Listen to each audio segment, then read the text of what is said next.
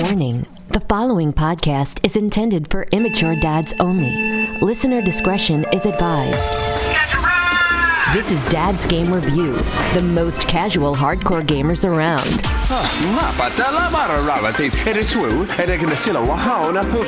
Reviews and news from every platform.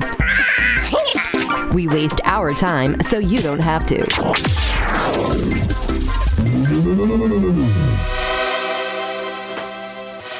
What's up, kids? Welcome to another episode of Dad's Game Review. I don't know why that didn't question me. Like, I specifically set up a hotkey. It's okay. I was clapping for us. It's fine. It's fine. Yeah. Welcome to another episode of Poultry's Vodka. Well, he does an episode. Wait, it's like noon, dude. What do you do? What? I'm just teasing. Okay, it's 2 p.m. It's fine. Chug it. Ugh. It's just a hint. It's not like it's barely like a whole cup, like typical. Well, drinking vodka at 2 p.m. Things have been going good lately. Think of all the excuses you made up when you were drinking. You're like, wow. I didn't need an practically excuse. I created a celebration for everything. Everything was a celebration. I came up with my groceries. Let's have a couple shots. I woke up and got out of bed. Let's take a couple shots. What's going on, buddy? How's life been? We haven't recorded it in like 3 weeks because of what? Of the sickness that is traversing across California. Across the U.S., dude. My whole hospital was sick with flu A, flu B, RSV, norovirus, and I have the flu. And like 2 weeks ago, you were on your deathbed. I didn't think that you could get sick in California. It's just that the sun is out 24/7.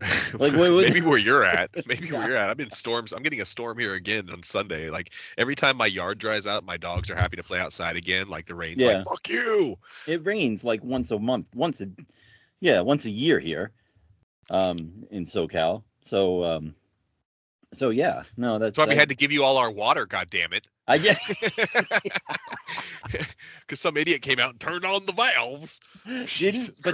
I don't understand. See, now I don't. So in New York, all of our water comes from upstate New York, and they just have a pipeline, and it supplies all of New York City. I mean, that's how it is here. Don't we have enough rain? We just send it down south to you guys. That's how it works. But now we're gonna have a drought. It's gonna be fantastic. Anyway. So yeah, we're both sick. Just fucking.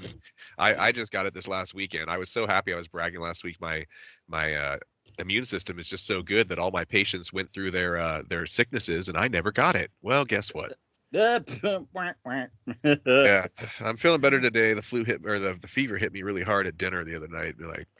But I'm doing better today. So we're gonna talk about games.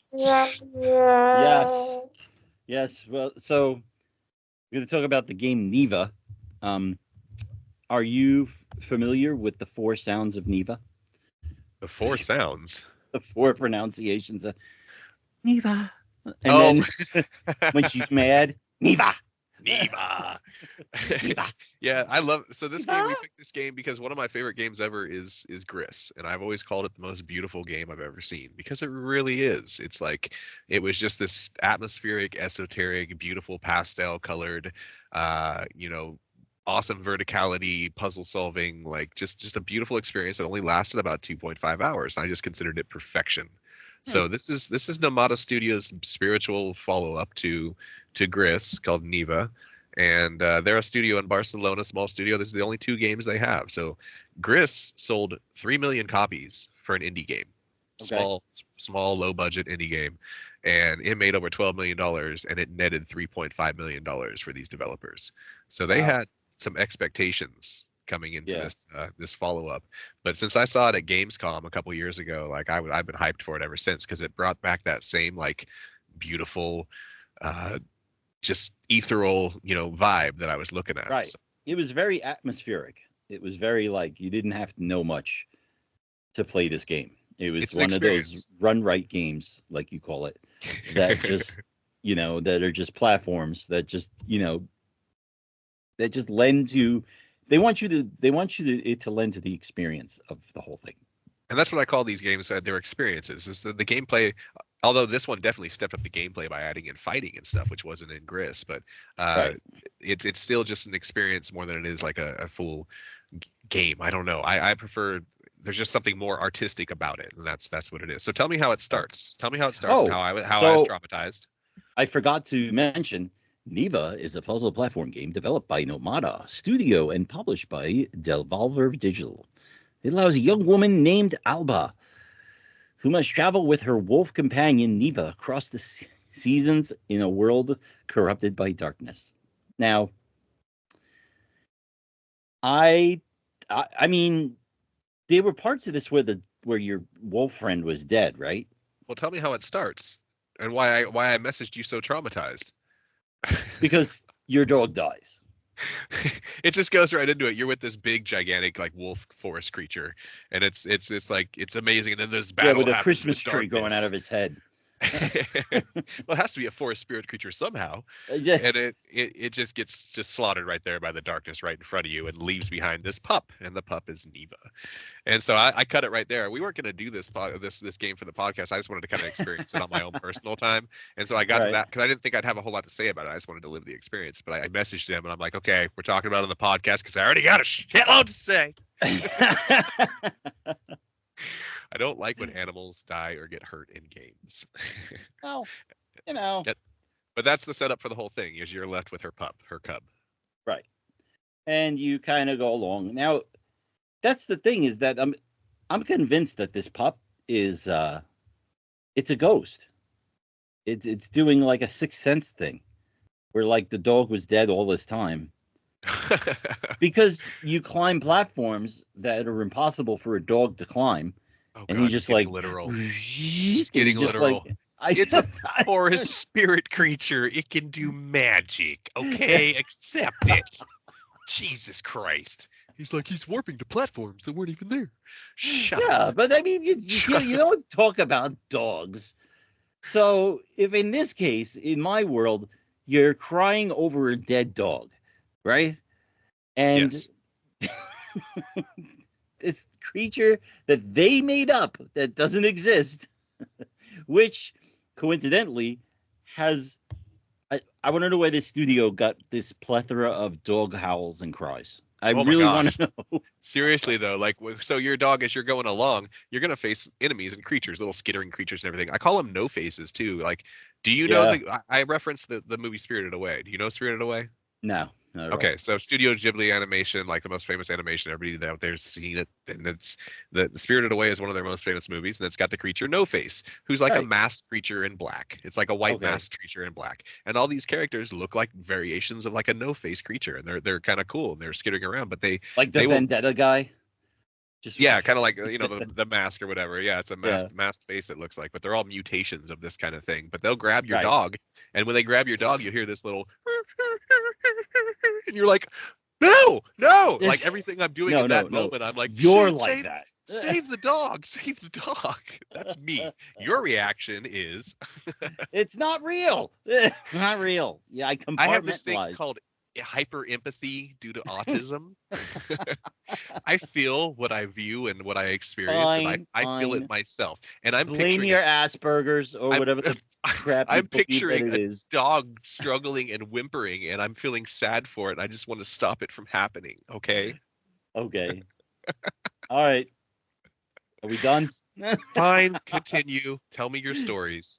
No, it's fine. It's I enjoyed the game. I really did. I enjoyed the game because it was easy, and it was 2 hours long. And would you say it was easy though? That fighting kind of got out of. I mean, it started out really easy, but the fighting got a little. Didn't you say you didn't even beat the last boss? I did, but I had to put it on easy. Oh, okay. Yeah, well, there you go. Oh, the game's easy, but someone had to down the difficulty. Oh, okay. That's his professional analysis. There you go. That's my educated guess. So I liked it. I liked that there was minimal fighting. I didn't have to memorize like 18 buttons to like fight. I had to, you just move along, and it's just a story. It's just a story. I mean, talking. There's no talking. It just that too. It got very it was very challenging towards the end, especially with the last boss, because I couldn't finish it. And I was like, all right, let me just put this on easy and see what the ending is like. But Paul was too high when the ending came, so I don't remember much of it. So Oh God. Wow. So anyway, let's back up though. Here's the dynamics in the gameplay.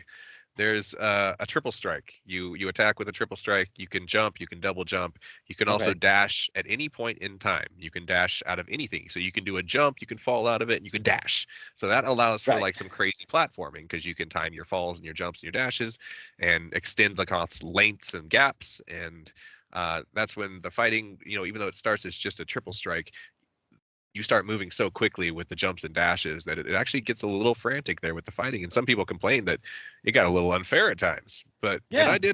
I did have some times when these you go along and you have your regular enemies. You've got like, birds and deer and skitterers and spiders and stuff like that. And they just take a few strikes to take down or whatever. But you come across these large bosses where like the darkness has inhabited a wild boar that is half the size of the screen.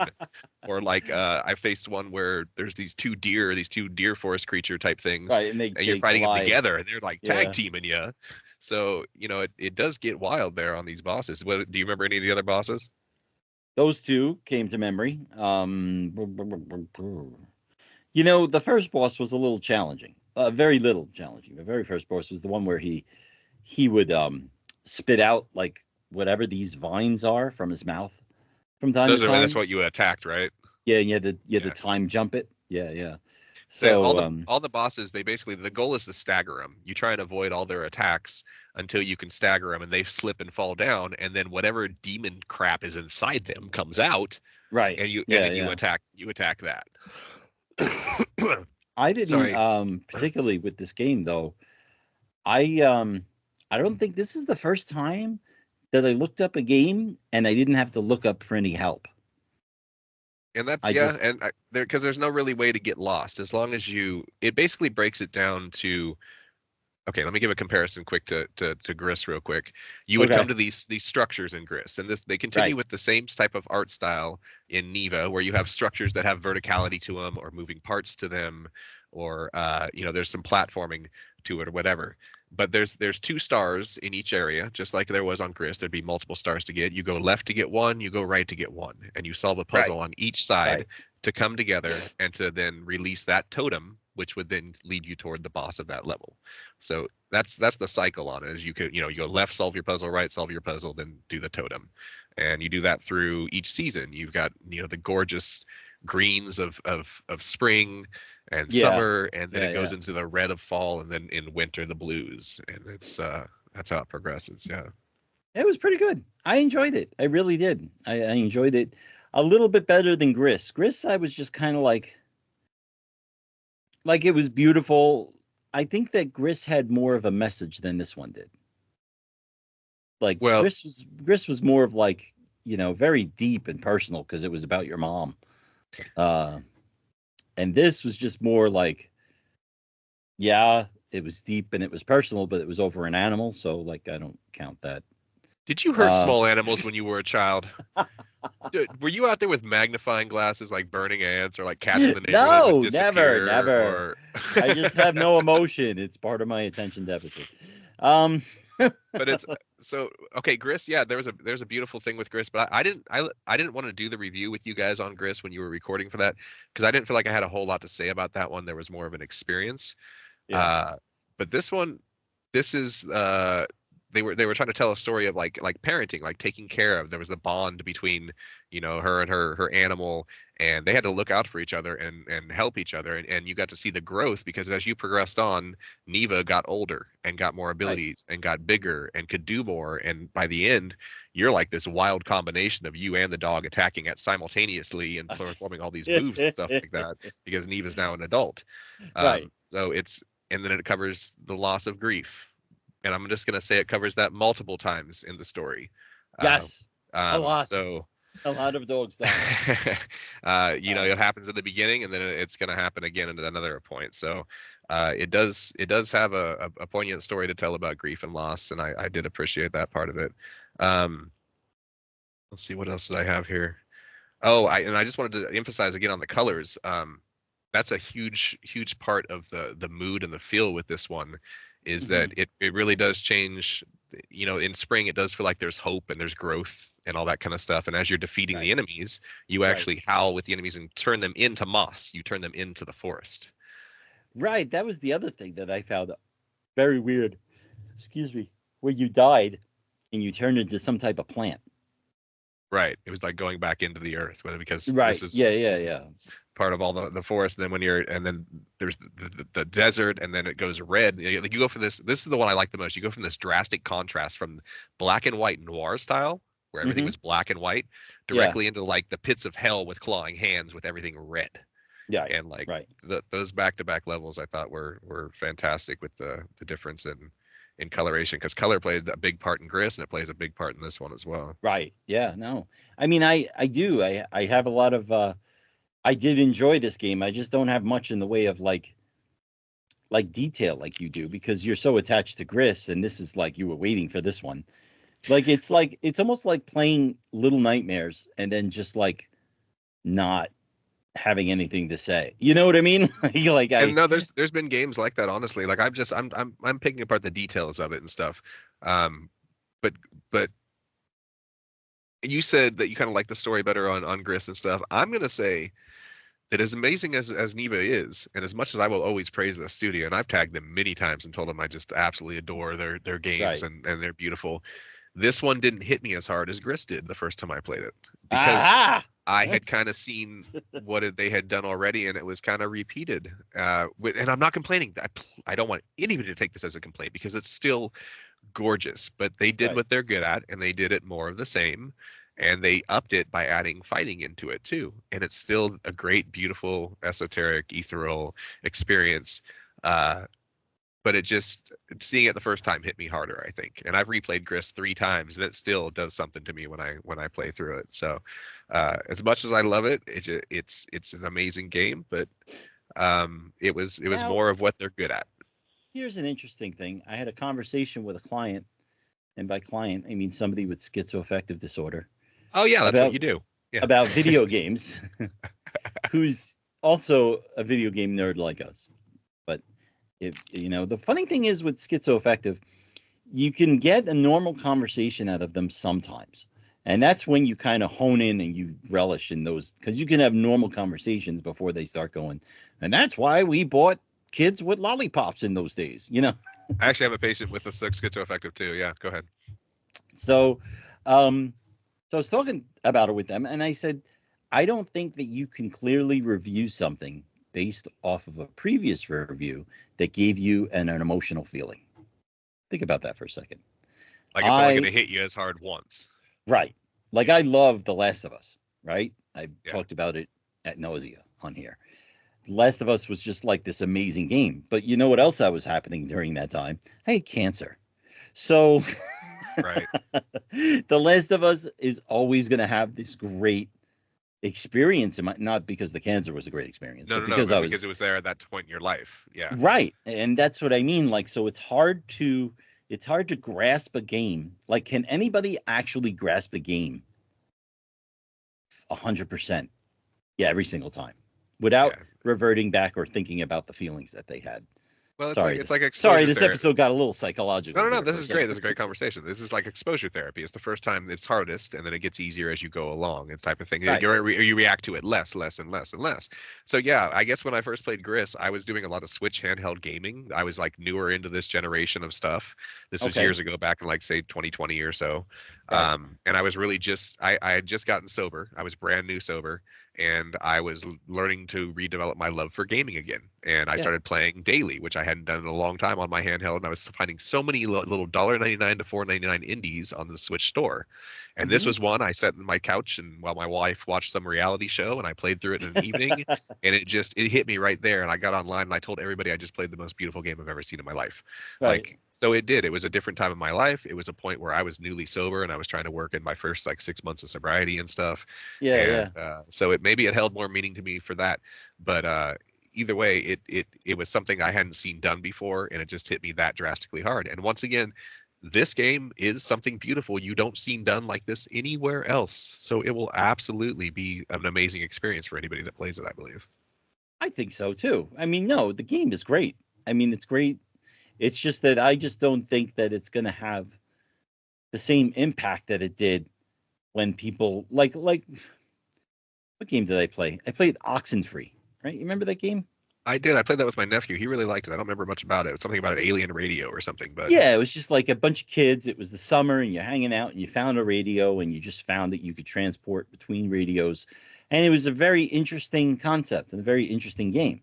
But then Oxenfree 2 came out, and it was the same game again. It was like, and it was just kind of like, all right, there's not much of the story. I know what's going to happen. It's funny you mentioned that too, because when it came out, I said I really want to play that because we like the first one so much, and I've never, even though I've seen it for $4.99, I've still never got it and played it. Don't get me wrong, it's a great game. It just feels like it was the same thing as the first one. It's so you tend to have these opinions. It doesn't mean that you're right. It's just your opinion, when I keep saying Chrono Trigger sucks. Oh, I hate you every time.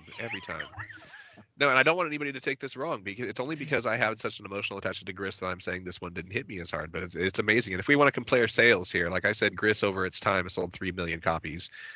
Since release, this has been released only digitally. The physical release comes up here in this next month or 2 months, and the right. physical there's a deluxe edition that's I pre-ordered both the deluxe and the standard to have in my collection. So this has only sold 186,000 units digitally. That's awesome for an indie game. Honestly, that's still good for an indie game. But this is the thing, though. It hasn't been out as long as Gris either. So yeah. But it's being compared to what Gris achieved. So we'll see what happens with the physical units release. I know it's been pre-ordered a lot. It's on Amazon, VGP, P&P, all the little stores that are going to sell it.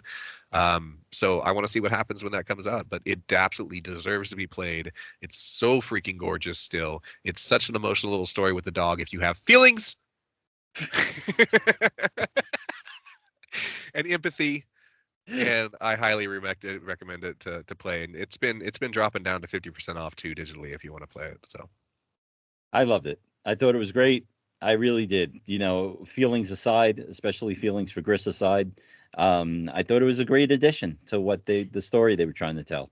They attacked a different story altogether, and they made it about dogs instead of your mom. And it just came out great. It came out great. Same idea. So I love it. And we don't need to do a good, bad, or ugly, because there is no bad or ugly. It's just no, good, not so really. shut No, up. it's it's just that there's no good, bad, or ugly, because first of all, the game was 2.5 hours long, so there's not really much to really pick apart. Yeah, it's an experience. Outside of dogs that float, but like a long movie that you play. Yeah. It's beautiful. So anyway, dogs with Christmas trees growing out of their head. Now that's a whole other thing I want to talk about. Have you? Well, see, he admitted he doesn't know Studio Ghibli, so obviously he's never seen Princess Mononoke and the Great Forest Creature. He doesn't know. Stop with your blibbity blabbity. I have no idea what that means. That's just... So back when I was recording with these guys before I took over as co-host, I would sometimes have a bonus game. So I got bonus games this time. Oh, hold on. I think I have a sound for that. Do you have a sound for that? Did we do a stupid sound? I should have oh, yeah. Well, that's just the fight starting. Are we going to fight? Is that what's happening? Throw your blows. Hey, did you ever play Undisputed anymore? I never did. Never. No, I took just couldn't pick it back up. I took the disc out of the machine and filed it away. I tried selling it for $20 and nobody wanted it. Sons of bitches. I was like, maybe I can recoup 40% of my money. Anyway, so I figure if I have a bonus game, I'll tell you guys about it. And my bonus games will basically be something that hit me hard, surprisingly out of nowhere as a game. Okay. So I heard about this release, Citizen Sleeper 2. And it was on Game Pass right now, included with Game Pass, and a bunch of people played it real quick and started talking about how amazing it was. It was awesome and loved it. Great follow up to the first one. So I had to see what the hell it was. So I downloaded Citizen Sleeper 1, which is on PS Plus to download. And it is not the type of game I would ever play. It is like a choose your own adventure dice rolling tabletop style game or something. I can't even explain it. I was messaging him about it, and I was like, yeah, everything's decided by dice rolls. It's all completely text heavy. That's all it is. There's no gameplay. It's like Disco Elysium. It plays out like Disco Elysium, but there's no moving around. It's all static screens and stuff like that. Okay. That's something I'd normally hate. It sounds like hell for me and my ADHD reading a bunch of text and doing dice rolls. Yeah. But it was actually really, really cool. And It basically comes down to just dice rolls to accomplish tasks, to finish missions, but it tells this cool like cyberpunk story about like underground society trying to rise up against the government corporations and stuff like that on a space station. And it just was really neat. And I spent about 13 hours into it. I got 80% of the trophies without really even trying. And like, I just had a great time with it. So if you want a weird indie that you would not expect to like, and I can't even make it sound cool. I can't make it sound cool. It's just dice rolls in text, but it was a really neat experience. Yeah, no, it sounds like it would be a great game. I mean, I don't know. Did you ever do tabletop stuff or D&D or anything? I did D&D, but we're talking about like 40 years ago, probably maybe 38 years ago. But I would play it in high school with this guy, and just like all other dungeon masters around that time, they would turn into dicks. And then they would just... has that changed? I don't know. Somebody confirm in the comments on YouTube. Somebody's got to confirm that, because it was always like, I want you to become the character. It's like, yeah, I'm out. I'm just here to play a game. And just, I'm just here to play a game. I never got to. I always thought it was like, everybody thought the D&D nerds were like the losers, but I thought they were cool. Like I wanted to hang out with them, but my mom, the religious zealot she was, thought it was all the devil. So that was the other thing. That was the other that was the other misnomer, that it was just about what you made of it. So it didn't really mean anything. But Citizen Sleeper, it's honestly it's a unique experience, and the fact they got a sequel out of it, I was like, sweet. So I'm just gonna pop on over to Game Pass and try the sequel over there soon. And check that out.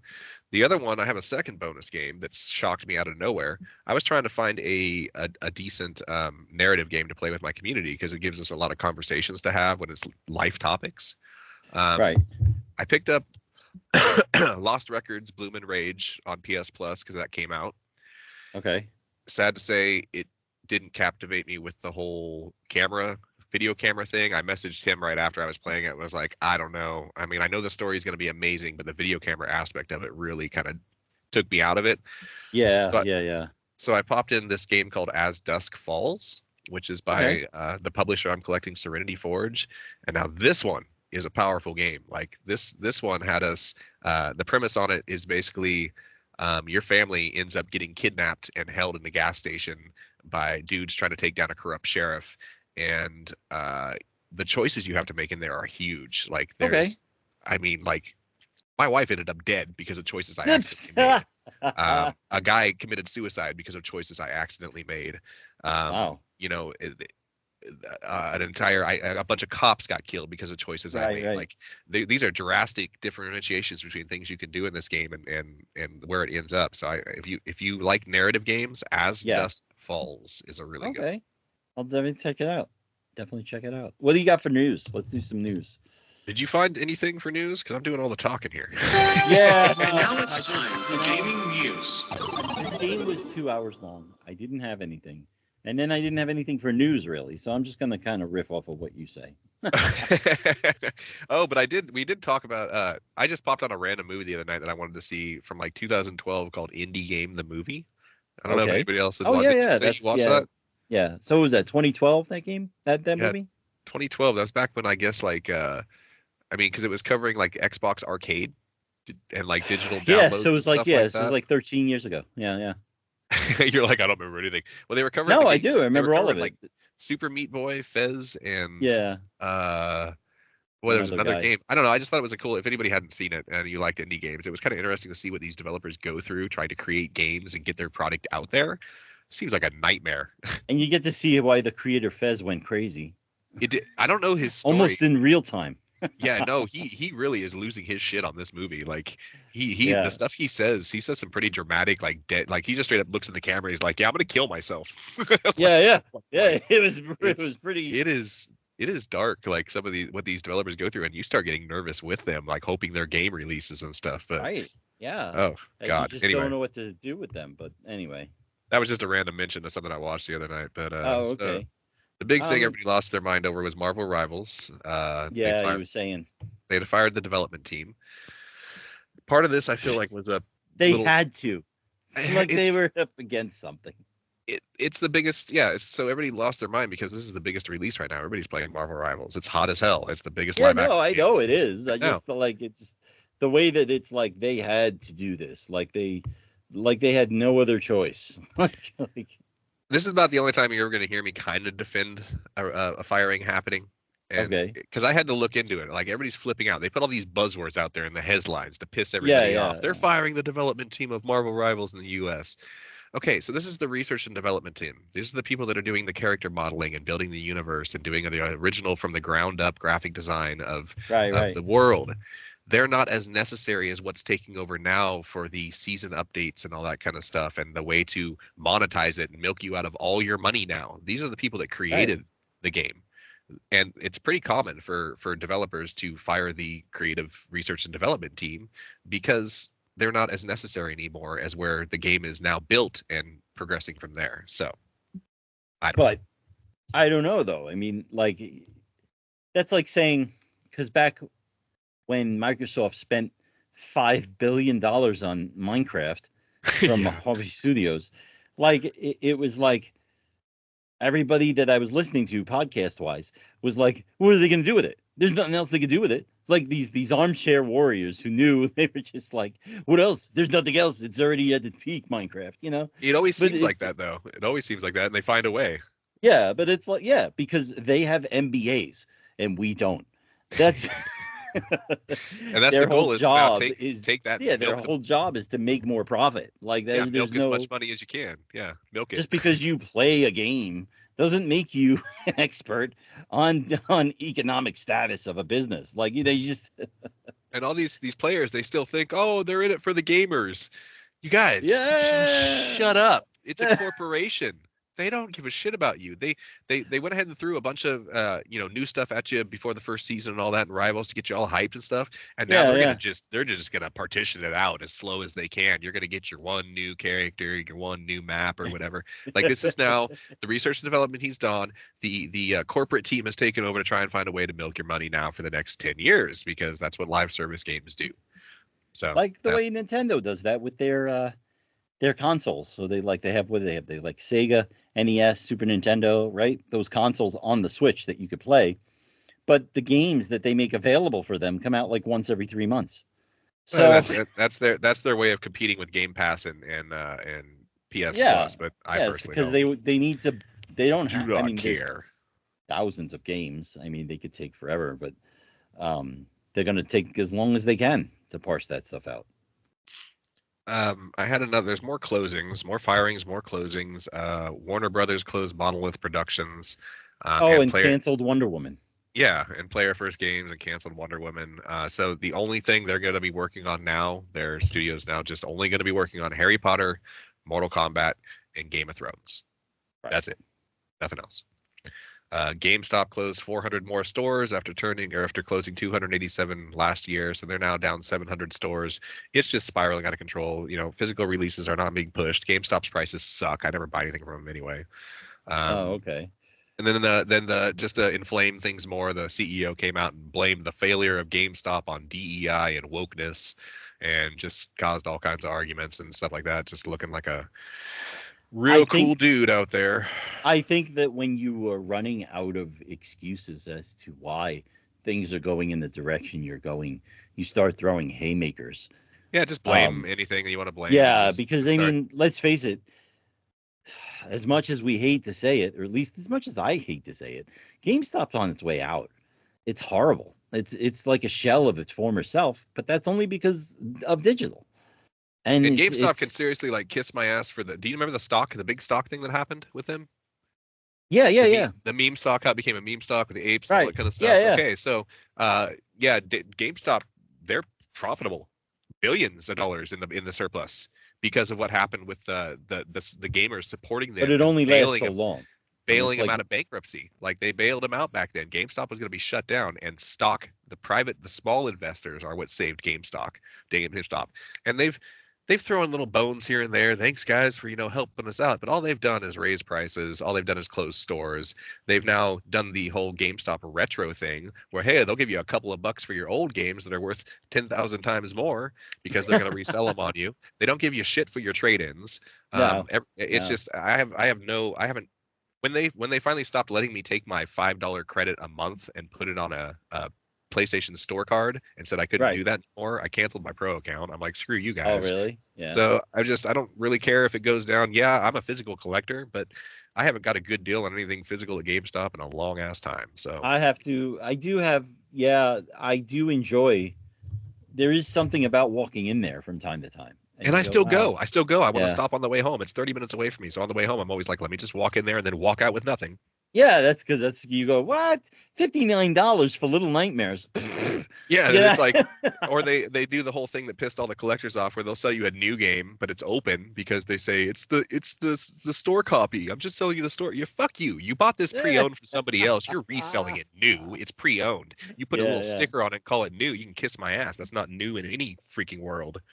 I do have one little bit of news that I did remember that I wanted to talk about, was that the developer Bloober, who made the Silent Hill remake, they just signed a deal for another Konami game under the same IP. So they could be doing more Silent Hill stuff. So hopefully, maybe they'll bring back PT. They considered it a success. It was considered a success and sold well, and commercial success, editorial success, Of course, reviews, everything. But so Bloober did an amazing job. And everybody doubted him. So give him another Silent Hill. Let him go freaking nuts on it again. Something popped back up with Hideo Kojima too. He made a reference to PT on Instagram, and everybody lost their damn minds. Everybody lost their damn minds. Yeah, of course, because everybody wants it. I feel the obsession and fixation on that tech demo is just a little over the top for me. But yeah, it was pretty amazing. Like, give Hideo Kojima some writing reins with some Silent Hill stuff like he planned on doing in the back, because that dude will blow your mind with anything he touches. So yeah. Definitely. I mean, and it was the whole thing with the well, because if the PT demo didn't end with Norman Reedus in it, I don't think people would be losing their mind as much as normal. Yeah, it was awesome. And I mean, you can still sell a PS4 with the PS2 PT demo on it for like $500 and stuff. So Isn't that crazy? It's ridiculous. It's like people who were buying iPhones for 10 grand that had TikTok on it. Oh my God. Yeah, they tried pulling that shit in my town. People posting it. We all just reacted to all that kind of crap. Yeah. Shit me. Yeah, it'll be back. All little crackheads come out of the woodworks and like, I can get my score. Yeah. I got TikTok on my phone, my iPhone 4. Right. Yeah. The last thing I was going to talk about was just all the big releases. Everybody's these are all releases that he won't play, so we'll just talk about them for a minute. Right. The big one was Kingdom Come 2, which everybody's screaming Game of the Year on. The first one I've been put off by trying it just because I heard the combat is just so horrendously bad. But apparently it's fixed, but it's still pretty tough, I hear, to really get into it the first 5 hours. A lot of people complaining it's just really tough to get into in the beginning. That might put me off, but I'd like to try it. Kingdom Come 2, big medieval game. Comparisons to, like, I don't know, kind of Skyrim type stuff or whatever. Okay. But I'm still waiting for them to come back with a Stronghold game. Stronghold? What's that? You never played Stronghold? Uh-uh. It was on PC, and it was like I'd say it was a 90s game. It was like around the Roller Coaster Tycoon fame. And it was just medieval stuff. You had to build a castle, you had to find people that would find wood, and you were the king, so you would decide if they paid taxes or not, or blah blah blah. But then it would be these epic battles that like out of nowhere. You were like, oh, okay, so it's a medieval management game, and you just play, but then there would be these battles out of nowhere, and you're like, well, I gotta build up my arsenal, and then you had to build up like. This is medieval daily life. This is daily life medieval stuff where, like I've been told that the hardest part is when you start the game and you get dropped out in the middle of nowhere pretty much naked, and you got to figure out what to do. But every time you're going into towns, like, people are pissed off at how you smell, or people are pissed off that you walk into their house, and you're like constantly getting thrown in jail trying to figure out how do you even get started in this medieval world without getting your life. Right.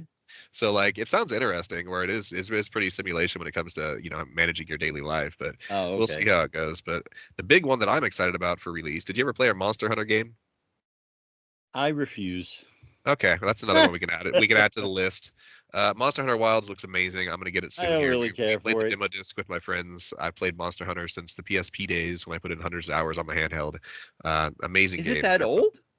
Oh yeah, it's been around forever.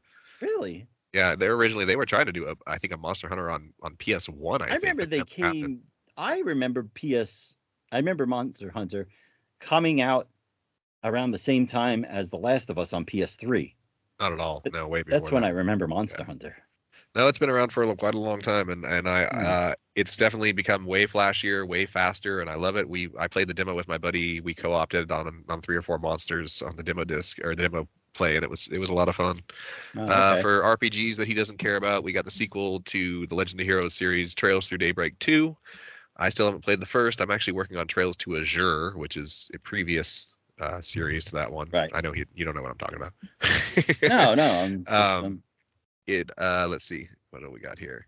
Oh, the cool thing about Hunter Wilds, though, on release night, it opened to 750,000 people playing on Steam. That is twice. Okay. That is 2 times what Monster Hunter Worlds ever hit on numbers, and that's just on release day.